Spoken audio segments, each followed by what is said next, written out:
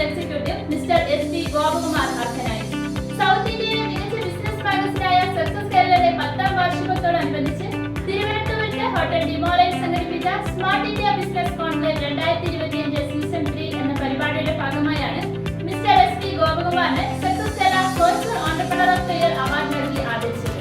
മന്ത്രിമാരായ രാമചന്ദ്രൻ കടന്നപ്പള്ളിയും ജയചന്ദ്രനാണിയും ചേർന്ന് പുരസ്കാരം സമ്മാനിച്ചു. V.K. Prashant MLA excellence certificate കൈമാറി. വാർഷികാഘോഷത്തിന്റെ ഉദ്ഘാടനം മന്ത്രിമാരായ രാമചന്ദ്രൻ കടന്നപ്പള്ളിയും ചിഞ്ചുറാണിയും ചേർന്ന് നിർവഹിച്ചു.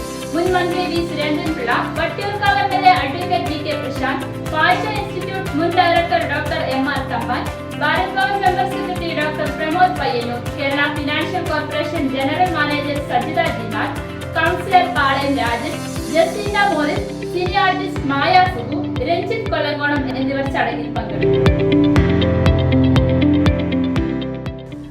Thank you. 3 ബ്രാൻഡിൻ്റെ പേരൊക്കെ പറഞ്ഞ് എന്നെ തന്നെ പേടിപ്പിച്ചിട്ടുണ്ട്. നമ്മൾ ഈ ബ്രാൻഡ് എന്ന് പറയുമ്പോഴത്തേക്കും തന്നെ നമ്മൾ ഓരോരുത്തരും ജനിച്ചു കഴിഞ്ഞ് 28ാമത്തെ ദിവസം മുതൽ നമ്മൾ ബ്രാൻഡ് ചെയ്യുന്നത് നൂല് കെട്ടി പേരും പറഞ്ഞ് നമ്മൾ ഓരോരുത്തരെയും ബ്രാൻഡ് ചെയ്യും. അല്ലെങ്കിൽ നമ്മളെല്ലാവരും മനുഷ്യരാണ്. ആ ബ്രാൻഡിങ് തന്നെയാണ് അത് നമ്മളെ വീട്ടുകാർ ആയതുകൊണ്ടിട്ട് നമ്മളത് ആ ലെവലിൽ അത് കാണുന്നത്. അതിന് പബ്ലിക്കായിട്ട് നമ്മൾ ചെയ്യുമ്പോൾ അതിന് ബ്രാൻഡിങ് എന്നുള്ള വേർഡ് യൂസ് ചെയ്യും. അങ്ങനെ 2012 എൻ്റെ എഞ്ചിനീയറിംഗ് പഠനവും MBA ഒക്കെ കഴിഞ്ഞ് കോളേജിൽ പഠിപ്പിച്ചുകൊണ്ട് നടന്നതാണ്. അതിൽ നിന്ന് ഒരു സ്റ്റുഡൻറ്റ് എൻ്റെ അടുത്ത് ചോദിച്ചൊരു ചോദ്യത്തിൽ നിന്നാണ് ഞാനൊരു ഓൺട്രപ്രണറായി മാറിയത്. സാർ എത്രയൊക്കെ ക്ലാസ് എടുക്കുന്നുണ്ടല്ലോ, സാറിന് സ്വന്തമായിട്ടൊരു ബിസിനസ് തുടങ്ങി കൂടെ എന്ന് ചോദിച്ചു. ആ ചോദ്യമാണ് ഇന്ന് ഞാൻ നിങ്ങളുടെ മുമ്പിൽ ഇവിടെ നിൽക്കാനുള്ളൊരു കാരണം. 13 വർഷത്തെ ഒരു സക്സസ് തന്നെയാണ് സക്സസ് കേരളയുടെ സ്റ്റേജിൽ നിൽക്കാൻ കൊണ്ടെത്തിച്ചതെന്ന് ഞാൻ വിശ്വസിക്കുന്നു. അപ്പോൾ അതിൽ നമുക്ക് മാർക്കറ്റിംഗ് ഉണ്ട്, നമുക്ക് ബ്രാൻഡിങ് വരും, നമുക്ക് പ്രൊഡക്റ്റ് മാനേജ്മെൻറ്റ് വരും, മാനുഫാക്ചറിങ് വരും, ഒരുപാട് കാര്യങ്ങളുണ്ട്. പക്ഷെ നമ്മളത് എങ്ങനെ ഫേസ് ചെയ്യുന്നു? നേരത്തെ നമ്മുടെ മുമ്പ് 2 പേര് സംസാരിച്ചിട്ടുണ്ടായിരുന്നു. അവരും പറഞ്ഞ കാര്യം അതാണ്. നമ്മൾ എങ്ങനെയാണ് നമ്മൾ ആ ടെൻഷൻ അല്ലെങ്കിൽ ആ ഒരു പ്രഷർ നമ്മൾ മാറ്റിക്കൊണ്ട് പോകുന്നത്, അല്ലെങ്കിൽ അതിനെ എങ്ങനെ നമ്മൾ തരണം ചെയ്യുന്നു. നമ്മൾ നോക്കുമ്പോൾ സ്റ്റാഫുണ്ട്, കമ്പനിയുണ്ട്, ആൾക്കാരുണ്ട്, എല്ലാം ഉണ്ട്. പക്ഷേ എങ്ങനെ അതിനെ തരണം ചെയ്ത് കൊണ്ടുപോകുന്നു എന്നുള്ളതാണ് നമ്മൾ ബേസിക്കലി നോക്കേണ്ട കാര്യം. അങ്ങനെ മാർക്കറ്റിംഗ് ഒരു ബേസ് ഇതായത് കൊണ്ടിട്ട് അതിൻ്റെ ഭാഗമായിട്ട് R&DGF പ്രൈവറ്റ് ലിമിറ്റഡ് ആദ്യം 2012 സ്റ്റാർട്ട് ചെയ്തു. കാലത്തിൻ്റെ ആവശ്യമോ അതിൽ എൻ്റെ നിയോഗമോ 2020 ആയപ്പോൾ സോളാറിൻ്റെ ഒരു ബിസിനസ്സും കൂടെ സ്റ്റാർട്ട് ചെയ്യാനൊരു അവസരം കിട്ടി. അങ്ങനെ അറൈൻ സോളാർ സൊല്യൂഷൻസും റണ്ണിങ് ആണ്. അതിൽ നമുക്ക് ഈ പ്രൊസീജിയർ കൺസിസ്റ്റൻ്റ് ആയിട്ട് നിൽക്കുക, അങ്ങനത്തെ കുറച്ച് കാര്യങ്ങൾ നമ്മൾ ചെയ്യാൻ തുടങ്ങിയപ്പോൾ അതിലൊരു ഹരം കണ്ടു.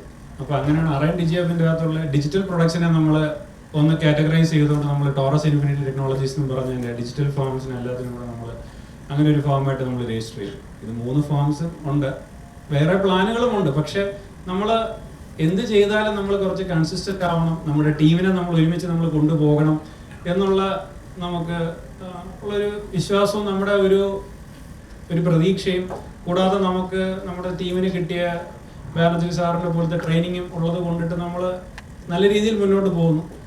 അതുപോലെ തന്നെ നമുക്ക് ബിസിനസ്സിന് നമുക്കിപ്പം സ്റ്റാഫിങ്ങിൻ്റെ കാര്യം പറഞ്ഞു. non-IT സെഗ്മെൻറ്റ് ഞാൻ അവിടെ നിന്ന് ബാനർജി സാറോട് ചോദിക്കുകയായിരുന്നു. എനിക്ക് ഇദ്ദേഹത്തിൻ്റെ നമ്പർ വേണം.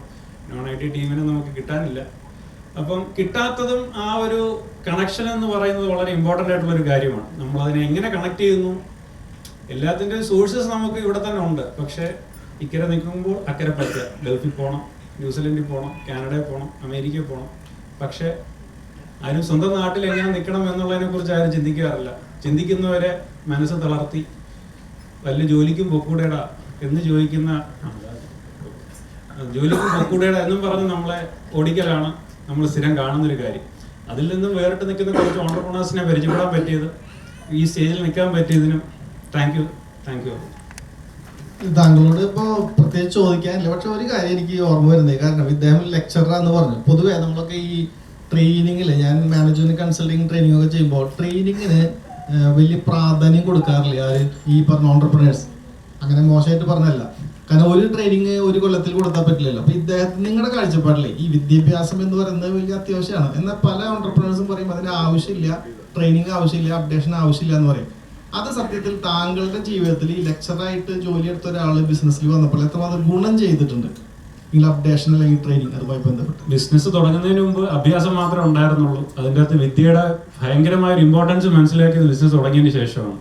ഓരോ തലത്തിലും നമ്മളിപ്പം അക്കൗണ്ട്സ് ഡിപ്പാർട്ട്മെന്റ് ആയാലും, നമ്മൾ ഓപ്പറേഷൻസ് ആണെങ്കിലും, മാനുഫാക്ചറിങ് ആണെങ്കിലും, ഡിസൈനിങ് ആണെങ്കിലും, ഫ്രണ്ടിൽ കസ്റ്റമർ വന്ന് നിൽക്കുന്നതാണെങ്കിൽ പോലും എല്ലായിടത്തും നമുക്ക് വളരെ ഇമ്പോർട്ടൻ്റ് ആണ് വിദ്യാഭ്യാസം. അത് നമ്മൾ വിദ്യ എന്നുകൊണ്ട് പറയുന്നത് നമ്മൾ ചെയ്യുന്ന ജോലിയോടുള്ള ആത്മാർത്ഥതയാണ്. നമ്മൾ ചെയ്യുന്ന നമ്മളിപ്പം എഡ്യൂക്കേഷൻ എന്ന് പറഞ്ഞാൽ സ്കൂളിൽ പഠിച്ച് പാസ്സായ എന്നുള്ളതല്ല. നമ്മൾ എന്ത് സംസാരിക്കുന്നു, എന്ത് പ്രവർത്തിക്കുന്നു, എങ്ങനെ നമ്മൾ ആ വന്ന് ഫ്രണ്ടിൽ നിൽക്കുന്ന ആളെ നമ്മൾ അഡ്രസ്സ് ചെയ്യുന്നു എന്നുള്ളതാണ്. ആ വിദ്യാഭ്യാസം നമ്മൾ നീറ്റായിട്ട് കാണിക്കുകയാണെങ്കിൽ, അല്ലെങ്കിൽ നമ്മൾ ആ രീതിയിൽ പ്രവർത്തിക്കുകയാണെങ്കിൽ എപ്പോഴും നമുക്ക് ആവശ്യമുള്ളൊരു കാര്യമാണ് ട്രെയിനിങ്. നമ്മൾ സ്വയം പഠിക്കുക. ഞാൻ സ്വയം പറയുന്നൊരു കാര്യമാണ്. നമ്മൾ എപ്പോഴും ടാപ്പ് ചെയ്തുകൊണ്ട് ഞാൻ പറയും, day by day in every way I am getting better and better എന്നുള്ളത്. കാരണം നമ്മൾ തന്നെ ഡെവലപ്പ് ആണെന്നുള്ള വിശ്വാസം നമുക്കുണ്ടെങ്കിൽ നമ്മൾ പറയുന്ന കാര്യത്തിൽ ബാക്കിയുള്ളവർക്ക് അക്സെപ്റ്റ് ചെയ്യാനുള്ളൊരു മനസ്സ് കാണത്തുള്ളൂ. ഞാൻ വിശ്വസിക്കുന്നൊരു തിയറിയാണ്. അപ്പോൾ അങ്ങനെ നമ്മൾ ട്രെയിനിങ് വളരെ അത്യാവശ്യമാണ്. ട്രെയിനിങ് ഇല്ലാതെ പറ്റില്ല. നമുക്ക് പറ്റുന്ന ഒരു ലെവലുണ്ട്. അതിൻ്റെ അപ്പുറത്തോട്ട് നമ്മൾ പോകണമെങ്കിൽ നമുക്ക് പുറത്തുനിന്നുള്ള സപ്പോർട്ട് നമുക്ക് തീർച്ചയായിട്ടും ഒഴിവാക്കാൻ പറ്റത്തില്ല. അത് വേണമെന്ന് തന്നെയാണ്. ട്രെയിനിങ്ങും വേണം, കോച്ചിങ്ങും വേണം. നമ്മൾ പഠിച്ചുകൊണ്ടിരിക്കുക. ഇപ്പം KFC തുടങ്ങിയത് 65ാമത്തെ വയസ്സിലാണ്. അപ്പോൾ അയാൾ അതുവരെ ചിക്കൻ ഉണ്ടാക്കാൻ പഠിക്കുകയല്ലായിരുന്നു. പക്ഷേ അയാൾ ഓരോ മേഖല അയാൾ പഠിച്ചു. എന്നിട്ട് അയാൾക്ക് ഏറ്റവും ഫേവറബിൾ ആയിട്ട് തോന്നിയത് KFC ആണ്. അങ്ങനെ തോന്നുന്നു. അപ്പോൾ അതുപോലെയാണ് ഓരോ ബ്രാൻഡ്. നമ്മൾ ഡെയിലി പഠിച്ചുകൊണ്ടിരിക്കുന്നത് നമുക്കത് റിസൾട്ടിൽ എപ്പോഴും ഉണ്ടാവും എന്ന് വിശ്വസിക്കുന്ന ഒരാളാണ് ഞാൻ. Thank you sir. Thank you so much.